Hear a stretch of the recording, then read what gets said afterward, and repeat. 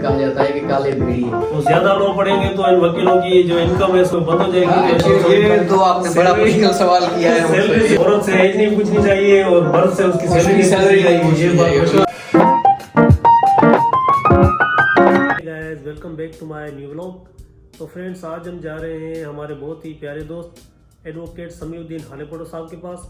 आज हम उनके ऑफिस का विजिट करेंगे और उसके साथ साथ लॉ से रिलेटेड काफ़ी इन्फॉर्मेशन हासिल करेंगे। तो आज का व्लॉग जो होगा वो लॉ से रिलेटेड होगा। तो फ्रेंड्स चलते हैं व्लॉग की तरफ।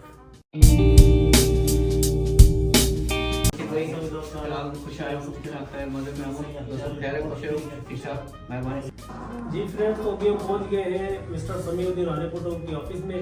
समी भाई हमारे बचपन के दोस्त हैं, स्कूल में हम साथ पढ़े थे। सवाल को समी भाई कैसे ठीक ठाक कैसे हैं आपकी? माशाल्लाह समी भाई आपने बहुत अच्छी ऑफिस खोली है, आज आपके ऑफिस विजिट करने के लिए आ गए। बस आप भाइयों की यार ये दुआएं हैं, थोड़ी बहुत मेहनत की थी। तो समी भाई आज कुछ लॉ के बारे में कुछ चीज़ें आप बताइएगा कि हम लॉ के बारे में क्या चीज़ें हमारे लिए जो बेसिक चीज़ें जो होती हैं आम आवाम के लिए कि कौन सी चीज़ें हमारे पास होनी चाहिए। सबसे पहला आपसे सवाल ये है कि आपका लॉ में कैसे शौक हुआ? क्योंकि बचपन में हम साथ पढ़े थे तो हम एक ही फील्ड के थे, अचानक आप वकील हो गए और हम इंजीनियर बन गए, तो उसके क्या राज क्या है इसका? यार बशीर भाई मोस्टली ये होता है अमूमन के एक शौक होता है बंदे को ना, जैसे आपको इंजीनियर बनने का इंटरेस्ट था कि भाई मैं आगे बढ़ के इंजीनियर बनूँ, ऐसे ही मुझे शौक था कि यार मैं आम नॉलेज अपने लिए मोस्टली, क्योंकि आजकल हमारे मुल्क में एक बहुत चीज़ जो कम देखी जाती है वो है knowledge according to the law. Law के मुताबिक किसी को नॉलेज नहीं है। अगर बेसिक राइट्स भी हम देखें तो लोगों को पता नहीं होते हैं, जो कि हमारा कॉन्स्टिट्यूशन गारंटी करता है किसी बंदे को। और आजकल वकला जो हैं वो माशाल्लाह से एक लिहाज से हमें तो बड़ा बदनाम किया गया है कि हम बड़े गुंडे हैं, ये हैं वो हैं, मगर एक रूल ऑफ लॉ के लिए बहुत ज़्यादा मेहनत भी करते हैं। बहुत अच्छा आपने बयान किया समी भाई। समी भाई दूसरा जो अमूमन आम चीज चल रही है हमारे दौर में कि लॉ एक करप्ट इदारा बन चुका है, क्योंकि जजेस वकला आजकल के मसाइल जो है आजकल के मामले में देख रहे हैं कि लॉ का जो डिपार्टमेंट है तो पूरा तो पहले नंबर पे तो हमारी पुलिस आती है, और उसके बाद हम सुनते हैं कि भाई वकला या लॉ का जो डिपार्टमेंट है वो पूरा करप्ट इदारा है। तो आप इसके बारे में क्या कहना चाहेंगे? अभी ये जो आप बात कर रहे हैं ना, ये ट्रांसपेरेंसी इंटरनेशनल की मौजूदा जो रिपोर्ट आई है उस पर मैं भी आप ये बात कर रहे हैं कि वाकई ये हकीकत है कि judiciary top of the list है। गजब बेइज्जती है। पहले पुलिस है, उसके बाद जुडिशरी को दिया गया है कि भाई ये जुडिशरी जो है बहुत तरफ इदारा है।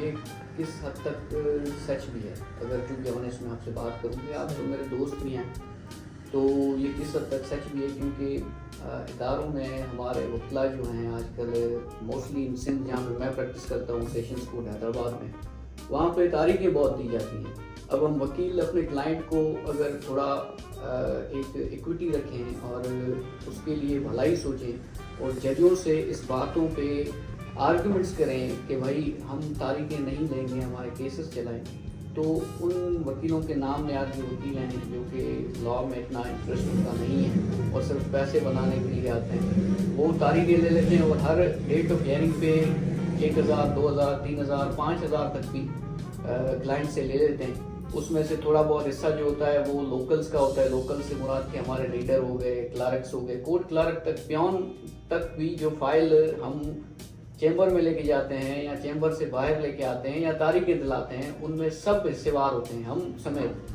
हालांकि बहुत सारी ऐसी भी चीज़ें हमने देखी हैं जो कि मैं यहाँ पे डिस्क्लोज नहीं कर सकता। आपने बहुत अच्छा एक्सप्लेन किया अपनी फील्ड के बारे में, आपने बहुत अच्छी बातें बताई जो हमें पता भी नहीं थी, वो भी आपने बता दी माशाल्लाह। हाँ बस यार, आजकल हमने काफ़ी केसेस आपने भी सुने होंगे कोर्ट में रहते हैं कि यूनिवर्सिटीज में या जो भी इदारे हमारे एजुकेशनल इंस्टीट्यूशन, बिल्कुल वहाँ पे ये हरासमेंट के केसेस काफ़ी आ रहे हैं।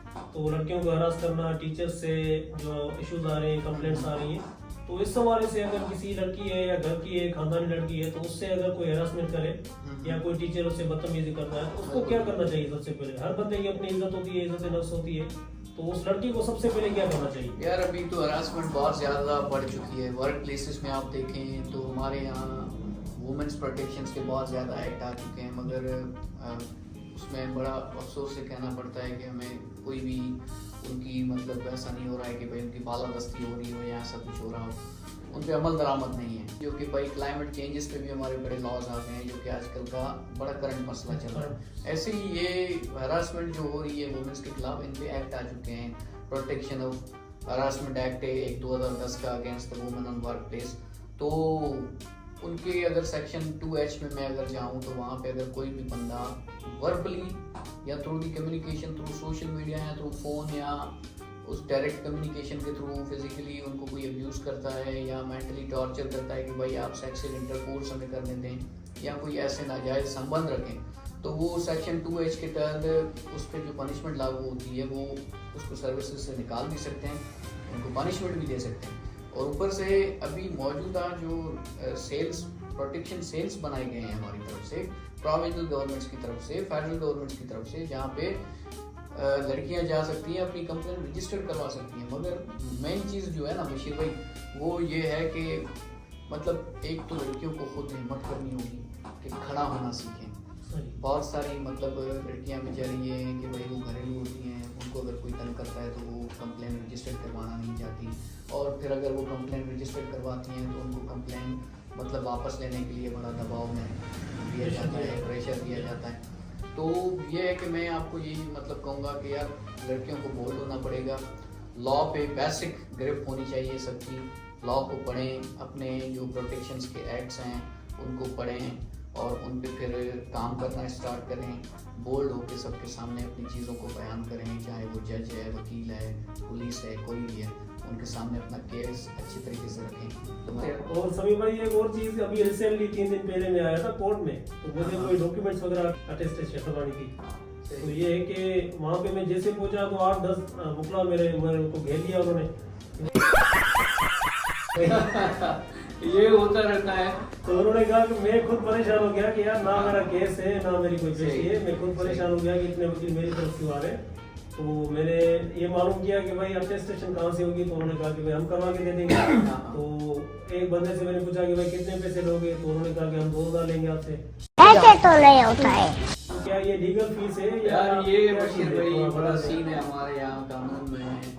असल में मैं आपको अगर एक बात बताऊँ, नॉर्मली जो हैदराबाद में केस इंस्टीट्यूट होते हैं ना, ज़्यादा से ज़्यादा 1000 से 1500 रुपये नए केस, सही, जिसमें बेल एप्लीकेशंस हैं, सिविल सूट्स हैं, 491 हैं, ये सारी चीज़ें हैं।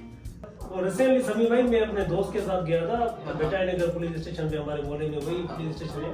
तो वहाँ पे गया था तो सबसे पहले उसने पूछा कि यार मसला क्या है तुम्हारा, तो उसने बताया कि यार मेरा रिसेंटली वॉरंट गुम हो गया, तो CNA से उसका वहाँ से मिस हो गया था। तो किसी ने उसको बताया कि तुम्हें सबसे पहले NC करवानी हुई जाके। बिल्कुल बिल्कुल। तो वहाँ पे मैं उसके साथ गया था कि यार क्या माहौल है देखते हैं, पहले सुना था अभी देख भी लिया।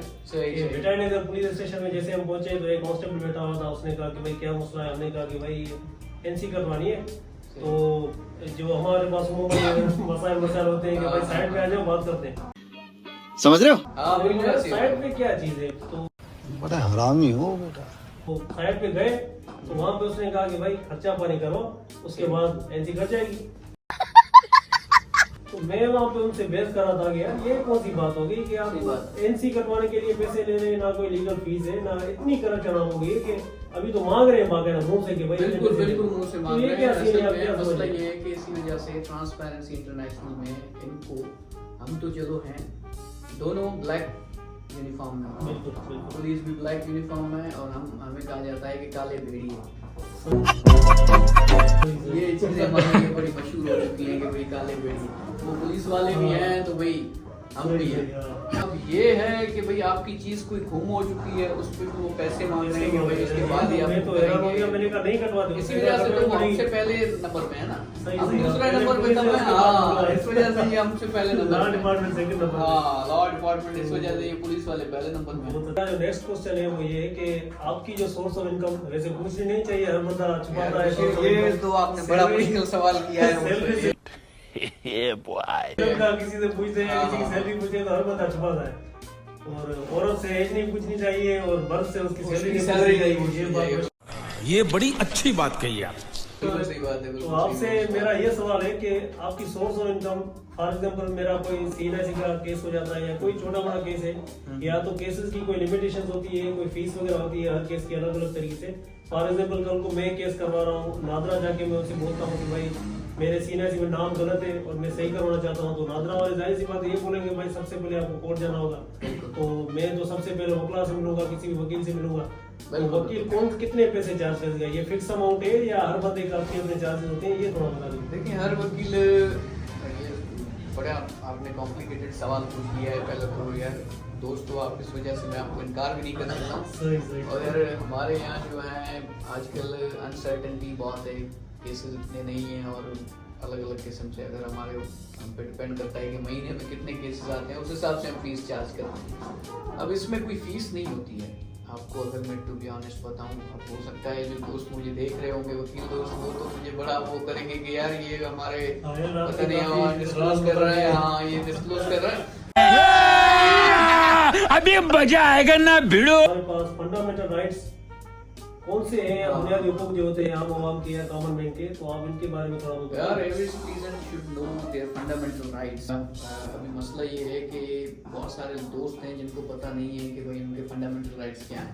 उसमें हमारी सिक्योरिटी आती है कि भाई, और उसके बाद है भाई आप अरेस्ट अगर होते हैं तो अरेस्ट होने के बाद आपको इलीगली डिटेन नहीं किया जाएगा। अरेस्ट में भी आपको मतलब इंसान समझा जाएगा। आपकी प्राइवेसी पे, फॉर सपोज मैं आपका फ़ोन आप के बगैर इजाजत यूज नहीं कर सकता हूँ। This is the core violation of article 14 of Islamic Republic of Pakistan का। रिसेंटली इशू आया है कि जुल्फकार अली भुट्टो साहब जो पाकिस्तान में आपने सुना होगा, बिल्कुल कॉन्स्टिट्यूशन बनाया भुट्टो साहब ने, और इसके अलावा अभी जाके इन्होंने आफ्टर 46 ईयर्स इन्होंने केस खोला है, वीडियो पे हो रहा है, मैंने सुना है। तो इस हवाले से आप क्या कहना चाहेंगे यार, इतना बड़ा बशीर भाई? ये मुझे तो ये इसी वजह से जुडिशरी ट्रांसपेरेंसी इंटरनेशनल में बड़ा पीछे है, क्योंकि हमारे यहाँ एक मैक्सिम कहा जाता है delaying justice delayed justice denied. तो जिस भी इंसाफ में देरी होती है उस इंसाफ को मतलब डिनाई किया जाता है, मतलब उसको डिनाई कंसीडर करें। तो भुट्टे वाला केस भी यही कहानी है भाई। भुट्टो साहब 46 ईयर्स जरदारी ने 2011 में जब वो प्रेसिडेंट थे, उन्होंने फाइल किया था कि भाई क्वेश्चन ऑफ लॉ पे उन्होंने एक रेफरेंस फाइल किया था, empowering his powers being a president. उसने एक रेफरेंस फाइल किया था अंडर आर्टिकल 186 एडवाइजरी जुरिस्डिक्शन में, इस्लामिक रिपब्लिक ऑफ पाकिस्तान का कॉन्स्टिट्यूशन आर्टिकल है 186। उसमें एडवाइजरी जुरिस्डिक्शन में उन्होंने ये कहा, भुट्टो के केस में मलयाली बात में बताऊं, भुट्टो को जजमेंट आ चुकी, भुट्टो के केस में रिव्यू भी खत्म हो चुका है। मतलब भुट्टो के केस में कोई गुंजाइश नहीं बनती कि भाई भुट्टो की जजमेंट को वापस किया जाए। भुट्टो की जो रेफरेंस फाइल की गई 2011 में प्रेसिडेंट जरदारी की तरफ से, उस पे हेयरिंग आके 2023 में क्यों हो रही है दिसंबर में, उससे पहले क्यों नहीं की गई? फ्रेंड्स, तो आज का इंटरव्यू आपने सुना, समी भाई से हमने लॉ के बारे में काफी इंफॉर्मेशन हासिल की। थैंक यू समी भाई, आपने टाइम दिया। तो फ्रेंड्स, सबसे पहले एक ही रिक्वेस्ट जो हमेशा मैं आपसे करता हूँ कि please do subscribe my channel, like and share my videos. और समी भाई आप भी बोल दें। मैं आपको रिक्वेस्ट करता हूँ कि बशीर भाई जो भी तो देख रहे हैं वो मेरे जो दोस्त सब्सक्राइब कर रहे हैं हमारे चैनल को। मेरे जो दोस्त लीगल फर्टिलिटी के हैं, मैं उनको रिक्वेस्ट करता हूँ दिल से कि हमारे नौजवान भाई हैं बशीर भाई, उनका चैनल सब्सक्राइब करें। आप अगर एक सब्सक्राइबर भी दे सकते हैं तो ये भी आपका मतलब बड़ा हिस्सा होगा इनके चैनल को आगे बढ़ाने में। Thank you. जी फ्रेंड्स, तो समी भाई ने बहुत अच्छे तरीके से एक्सप्लेन किया फील्ड ऑफ लॉ को, लॉ के रिलेटेड काफी इन्फॉर्मेशन दी समी भाई ने। तो ज्यादा लॉ पढ़ेंगे तो इन वकीलों की जो इनकम है सब बंद हो जाएगी। बहुत हैं, दूसरे इदारों में भी जाओ यार। जाएंगे अपने घर की तरफ। समी भाई ने बहुत अच्छे तरीके से इन्फॉर्मेशन दी लॉ के रिलेटेड। इन्फॉर्मेशन होती है खुशी, तुमने चाय नहीं पी मेरी यार। चाय पिएंगे ऐसे नहीं जाएंगे, हम ऐसे नहीं जाएंगे। चाय के सवारे जाएंगे, चाय पी के फिर हम जाएंगे घर की तरफ। तो थैंक यू समी भाई।